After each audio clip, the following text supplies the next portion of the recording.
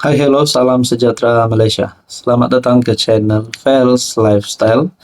Tonton Bapak, terima kasih karena terus setia dan terus bersama di dalam channel ini.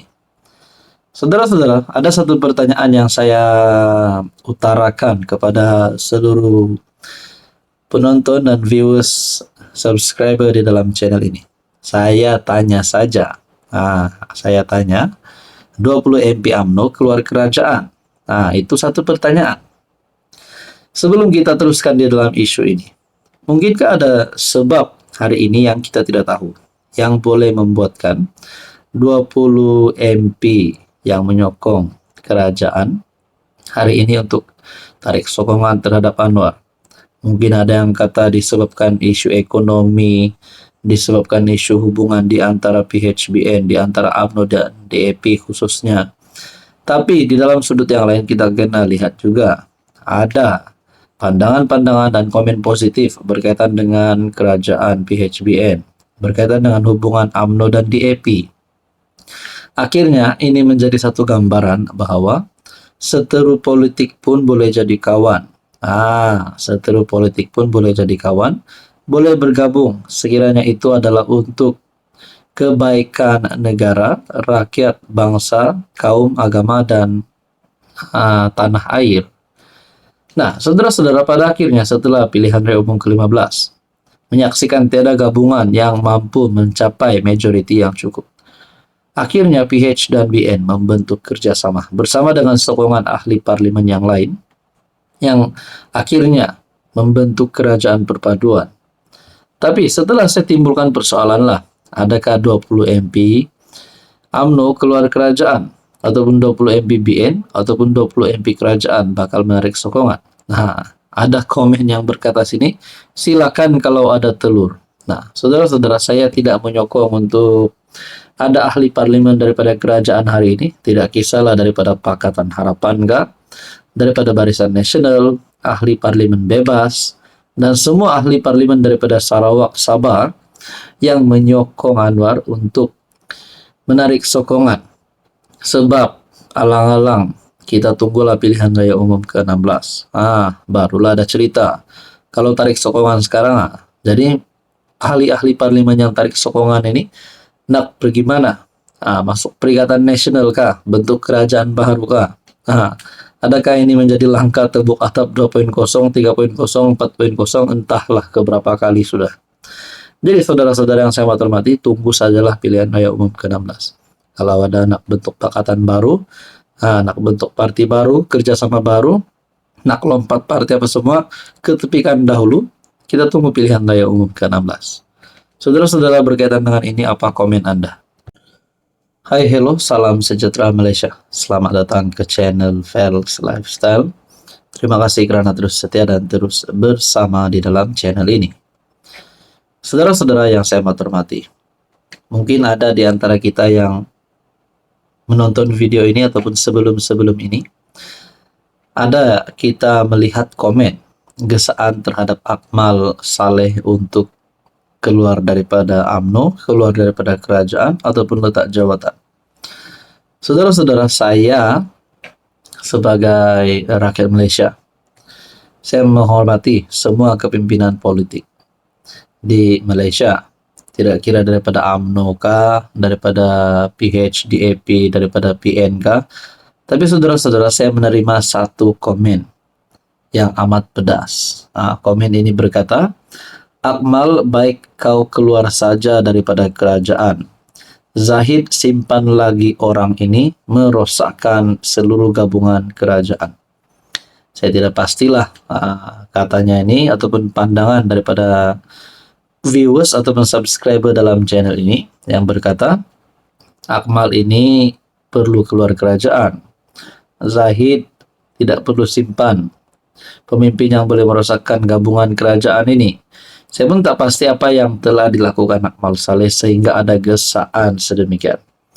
Namun persoalan yang paling utama, setelah kita memang tahu personality Dr. Akmal Saleh yang lantang bercakap, mungkinkah setiap isu yang ditimbulkan oleh Akmal Saleh akan memberikan kebaikan kepada gabungan PHBN, ataupun sebaliknya memberikan satu impact yang negatif.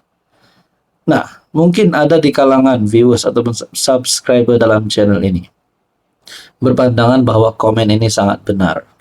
Berkata Akmal baik keluar kerajaan. Zaid simpan lagi orang ini merosakkan seluruh gabungan kerajaan.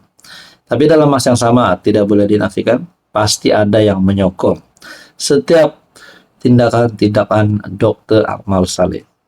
Nah, saya pun tidak tahu kalau ada sebab yang membolehkan Dr. Akmal Saleh ini dipecat ataupun hilang kelayakan sebagai pemimpin UMNO ataupun di dalam kerajaan. Nah, semua ini hanya menjadi persoalan dan hanya menjadi pertanyaan. Tapi bagi saya komen ini pasti satu perkara yang menggemparkan kepimpinan UMNO dan Barisan Nasional, khususnya Dr. Akmal Saleh. Tapi kalau setakat komen begini, saya rasa Dr. Akmal Saleh takkan goyang lah. Jadi saudara-saudara yang menonton video ini, apa komen Anda berkaitan dengan komen ini? Silakan komen di bawah.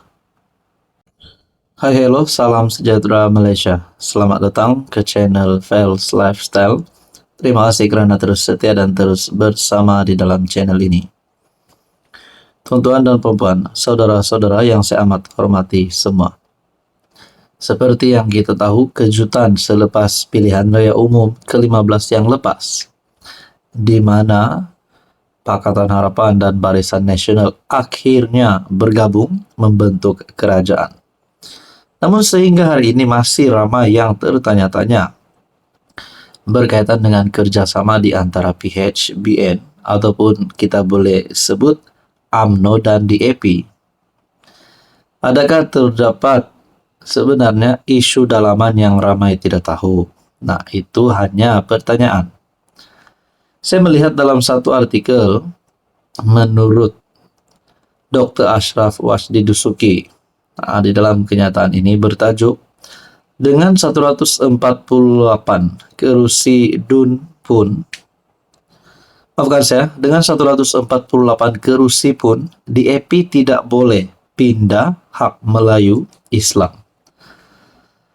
Pindaan perlembagaan yang boleh memasukkan kepentingan hak Melayu dan Bumi Putra di negara ini tidak mungkin boleh dilakukan, sekalipun jika DAP mempunyai 148 kerusi di parlimen, kata Setiausaha Agung UMNO Ashraf Wajdi Dusuki.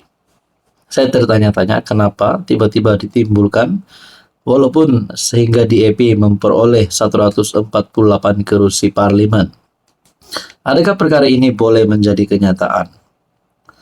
Tegasnya, sebarang pindaan perlembagaan membabitkan kedudukan Islam dan Melayu Bumi Putra, yaitu perkara 3 dan 153, perlu mendapat perkenan Majlis Raja-Raja Melayu. Ashraf berkata demikian melalui wawancara siri #2 Bongkar Fitnah Islam Terancam yang dimuat naik di FB. Sejak membentuk pakatan kurang mesra selepas perseteruan politik berdekat-dekat, kedua-dua UMNO dan DAP sering mendapati diri mereka berada dalam kedudukan mencabar untuk mewajarkan perkongsian mereka kepada penyokong masing-masing. Kerjasama yang tidak pernah berlaku sebelum ini lahir berikutan keputusan pilihan raya yang berbelah bagi pada PRU 2022 yang menyaksikan tidak ada sebarang gabungan yang menikmati majoriti yang jelas. Agenda negara sekuler DAP dan slogan Malaysian Malaysia sering digunakan untuk mencetuskan ketakutan di kalangan pengundi Melayu Islam, taktik yang digunakan UMNO sendiri pada masa lalu. Sebaliknya, DAP telah sekian lama menuduh UMNO mempromosikan ketaksuban kaum dan agama serta meningkatkan permusuhan antara kedua-dua parti. Apakah mungkin berlakunya pindaan perlembagaan? Kata Ashraf melontarkan soalan retorik itu semasa temu bual tersebut. Tidak mungkin karena hendak pindah perlembagaan mesti ada 148 kerusi. DAP hanya ada 40. Mana mungkin untuk memindah perlembagaan? Katanya menjawab soalannya sendiri. Jadi saudara-saudara yang saya hormati, tuan-tuan dan puan, saya tidak tahu kalau ada isu di antara UMNO dan DAP hari ini. Tapi adakah perkara ini boleh dibangkitkan pada masa-masa akan datang? Lebih-lebih lagi, bagi mendepani pilihan raya umum ke-16. Nah, saudara-saudara, mungkinkah kalau DAP tidak lagi mahu bersama dengan UMNO di dalam kerajaan, mereka akan keluar kerajaan, mereka akan keluar PH. Dan begitu juga sebaliknya UMNO, sekiranya mereka tidak lagi mahu bersama-sama dengan DAP, adakah mereka akan keluar daripada pakatan ataupun daripada kerajaan perpaduan? Ini mungkin menjadi pertanyaan daripada sesetengah penonton hari ini. Saudara-saudara, menurut Anda apa pandangan dan komen Anda?